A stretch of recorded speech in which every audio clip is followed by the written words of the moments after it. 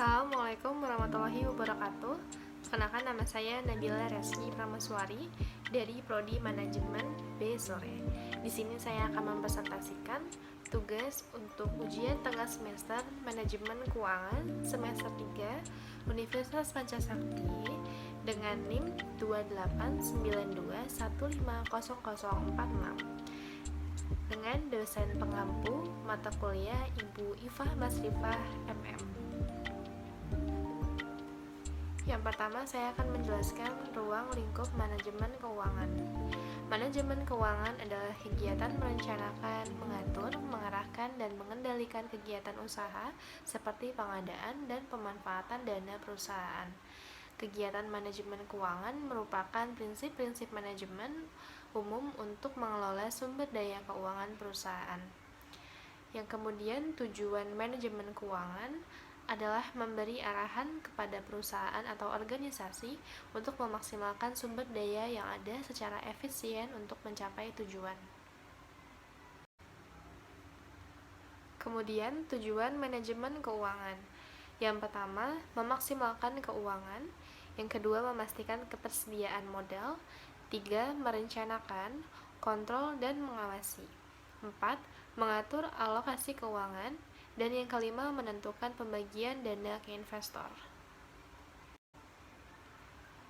Ruang lingkup manajemen keuangan dalam perusahaan atau organisasi. Pertama, final decisions, atau menentukan keputusan keuangan. Keputusan manajemen keuangan berhubungan dengan pengelolaan dan peningkatan keuangan yang modalnya berasal dari berbagai sumber. Keputusan manajemen keuangan dalam urusan finansial meliputi cara mendapatkan modal dan mengeluarkan biaya untuk operasional. Yang kedua, investment decision. Manajemen keputusan investasi. Keputusan investasi termasuk dalam investasi dalam aset tetap atau disebut sebagai penganggaran modal. Kegiatan investasi dalam aktiva lancar juga adalah bagian keputusan investasi dalam manajemen keuangan. Kegiatan ini juga biasa disebut sebagai keputusan modal kerja. Keputusan investasi manajemen keuangan berhubungan dengan bagaimana perusahaan memanfaatkan aset untuk mencapai tujuannya. Kemudian yang ketiga, divided decisions, atau keputusan pembagian saham. Manajemen keuangan akan menentukan berapa besar dana yang dikembalikan atau dibagikan ke para pemegang saham. Selain itu, manajemen keuangan juga menentukan berapa proporsi dana yang akan disimpan untuk melakukan ekspansi perusahaan. Fungsi dan tanggung jawab manajemen keuangan. A. Merencanakan keuangan. Fungsi utama dari manajemen keuangan adalah untuk membentuk anggaran, mulai dari perhitungan aset, distribusi, dan target operasional perusahaan. B. Mengendalikan keuangan. Manajemen keuangan harus dapat mengatur aset yang bisa memberi keuntungan yang tinggi secara jangka panjang atau pendek. C. Memeriksa keuangan. Fungsi manajemen keuangan yang lainnya adalah untuk mengawasi dan memastikan operasional dapat dilakukan dengan tepat. D. Manajemen risiko. Manajemen keuangan memungkinkan perusahaan bisa memprediksi risiko usaha di masa depan. E. Pelaporan keuangan. Fungsi manajemen keuangan yang terakhir adalah pelaporan keuangan. Manajemen keuangan akan mencatat berbagai aktivitas yang melibatkan dana atau aset perusahaan. Analisis keuangan. Analisis keuangan adalah upaya yang dilakukan untuk mengevaluasi kelangsungan bisnis, subbisnis, stabilitas hingga profitabilitas perusahaan. Upaya ini dilakukan seorang profesional dengan menggunakan informasi yang didapatkan dari laporan keuangan dalam bentuk rasio. Tujuan analisis keuangan. Pertama, profitabilitas. Profitabilitas sendiri merupakan kemampuan perusahaan untuk bisa menghasilkan keuntungan serta mendukung pertumbuhan laba perusahaan dalam jangka pendek maupun jangka panjang. Untuk mengetahui profitabilitas ini bisa dilihat dari laporan laba rugi yang menunjukkan kinerja perusahaan. Kedua, solvabilitas, kemampuan perusahaan dalam memenuhi kewajiban. Hasil ini diperoleh dengan membandingkan seluruh kewajiban dengan semua aset serta membandingkan semua kewajiban dengan ekuitas. Yang ketiga, likuiditas. Perusahaan merupakan kemampuan untuk mengukur bagaimana perusahaan dapat secara lancar melakukan kewajibannya. Cara mengukurnya adalah dengan menggunakan rasio aktiva lancar dan kewajiban lancar. Yang keempat, stabilitas. Stabilitas merupakan kemampuan perusahaan dalam mempertahankan usahanya untuk waktu yang lama tanpa mengalami kerugian. Untuk menilai stabilitas sebuah perusahaan ini, digunakan laporan laba rugi serta neraca perusahaan. Tidak hanya itu, dibutuhkan juga indikator keuangan dan non-keuangan lainnya untuk mengetahui stabilitas sebuah perusahaan. Kemudian, cash flow and proyeksi. Cash flow projection atau proyeksi laporan arus kas adalah rencana yang dibuat berdasarkan estimasi untuk menentukan posisi keuangan perusahaan ke depannya. Biasanya proyeksi arus kas berupa estimasi pemasukan dan pengeluaran perusahaan untuk masa depan yang jangka waktunya telah ditentukan. Kemudian pentingnya cash flow forecasting. Pertama, mengantisipasi kekurangan dana di masa depan. 2. Memonitor klien yang telat membayar. 3. Melacak pengeluaran perusahaan. 4. Menjalankan skenario bisnis hipotesis. Dan yang terakhir, membuat keputusan bisnis berdasarkan informasi. Metode cash flow forecasting. Yang pertama, metode langsung. Metode proyeksi arus kas langsung adalah yang sering digunakan, di mana prosesnya berupa semua transaksi kas akan diperhitungkan selama periode tertentu. Kemudian, metode tidak langsung. Metode proyeksi arus kas tidak langsung menggunakan laba bersih yang dapat kita temukan di laporan laba rugi. Kemudian, angka laba bersih disesuaikan dengan menghapus semua transaksi non-tunai. Tujuannya untuk memberi prediksi lebih cepat. Cara membuat cash flow. Pertama, menentukan saldo awal.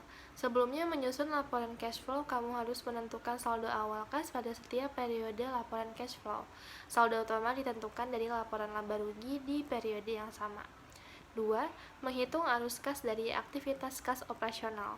Tahapan ini sangat penting karena untuk menunjukkan jumlah uang tunai yang sudah kamu hasilkan baik dari penjualan atau dari gaji personal. 3. Hitung arus kas dari aktiva kas investasi. Setelah menghitung cash flow dari aktivitas operasional, kamu harus menghitung uang yang berasal dari aktivitas investasi seperti penjualan dan pembelian properti. 4. Hitung arus kas dari aktivitas kas pendanaan. Tahapan ini akan menghitung semua rincian pendanaan dan hutang dan pembiayaan ekuitas. 5. Menentukan saldo akhir. Laporan ini akan menunjukkan jumlah uang tunai yang diperoleh dan dikeluarkan oleh perusahaan atau dikeluarkan oleh kebutuhan personal. Cash flow yang bersih tentunya ada 2 jenis, yaitu cash flow positif dan negatif. Time value of money. Time value of money adalah nilai uang setelah memperhitungkan pendapatan yang diperoleh dari jumlah uang tersebut. Juga memperhitungkan inflasi yang dapat menggerus jumlah uang. Singkatnya, uang yang dimiliki saat ini memiliki nilai yang lebih tinggi dibandingkan uang dalam jumlah serupa di masa depan. Istilah rumus yang dapat digunakan yaitu FV atau future value atau nilai uang di masa depan. Kemudian PV atau present value, nilai uang saat ini. I adalah interest atau tingkat suku dana, suku bunga, dan N adalah interval per tahun. Konsep time value of money. Yang pertama, present value. Present value adalah nilai uang yang kalian punya saat ini dan memiliki potensi untuk dibungkakan agar menghasilkan pendapatan yang lebih tinggi di waktu yang akan datang. Konsep ini digunakan untuk mencari tahu jumlah dana dan untuk divestasikan saat ini agar mendapatkan hasil tertentu di masa depan. Yaitu rumusnya PV sama dengan FV 1 plus 1I dalam kurung kemudian M. Yang kedua, future value. Berkebalikan dengan konsep present value, future value melihat nilai uang yang didapatkan di masa depan dengan jumlah uang sekarang. Rumusnya, kalkulasinya adalah FV sama dengan PF kali 1 plus I kemudian dikali N. 3. Anuitas. Anuitas adalah suatu pembayaran yang dilakukan secara berkelanjutan dalam jangka waktu yang telah ditentukan. Konsep ini umumnya digunakan untuk menghitung bunga pinjaman atau investasi jangka panjang. Biaya modal. Biaya modal adalah biaya yang harus dikeluarkan oleh perusahaan untuk memperoleh dana baik dari hutang, saham preferen, saham biasa, dan laba ditahan untuk menandai suatu investasi atau operasional perusahaan. Penentuan besarnya biaya modal ini dimaksudkan untuk mengetahui berapa besarnya biaya yang harus dikeluarkan perusahaan untuk memperoleh dana yang diperlukan. Kemudian tujuan biaya modal. Perusahaan dapat mengetahui seberapa banyak biaya yang harus dikeluarkan untuk menandai investasi dan mendanai biaya operasional perusahaan. 2.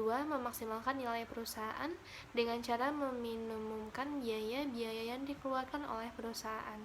3. Mempermudah penentu keputusan penting seperti leasing dan modal kerja lainnya yang dilakukan oleh perusahaan. Jenis biaya modal.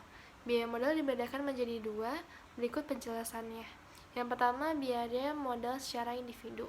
Biaya ini terdiri dari biaya modal utang perniagaan, biaya modal dari utang jangka pendek, dari utang wesel, kemudian obligasi, laba ditahan, dan biaya modal dari penggunaan saham preferen. Yang kedua, biaya modal secara keseluruhan. Jika perusahaan menggunakan beberapa sumber modal, maka biaya modal yang dihitung adalah biaya modal rata-rata ketimbang dari seluruh modal yang digunakan, atau bisa disebut dengan WACC atau Weighted Average Cost of Capital. Dan kemudian merupakan sumber referensi materi yang saya gunakan dan saya cantumkan dalam PowerPoint ini. Sekian presentasi dari saya, kurang lebihnya mohon maaf. Wabillahi taufiq wal hidayah. Wassalamualaikum warahmatullahi wabarakatuh.